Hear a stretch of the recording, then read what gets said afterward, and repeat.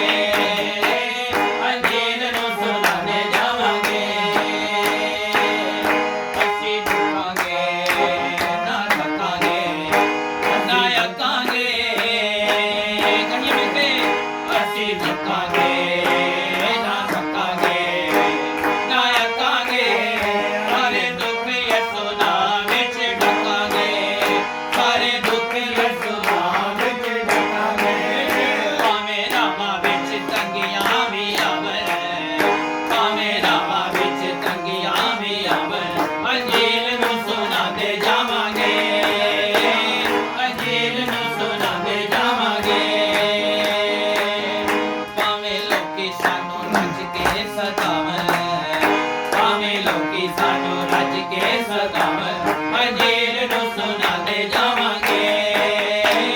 ਅੰਜੀਲ ਨੂੰ ਸੁਣਾਉਂਦੇ ਜਾਵਾਂਗੇ ਯਹੋਵਾ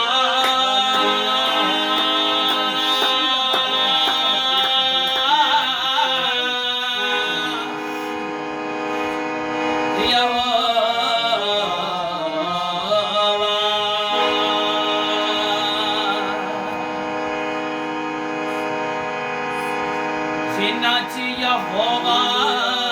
ਦਾ ਰੋਜ਼ੇ ਵਸਦਾ ਉਹਨਾਂ ਅੱਗੋਂ ਹਰ ਇੱਕ ਦੁਸ਼ਮਣ ਦੇ ਨੱਸਦਾ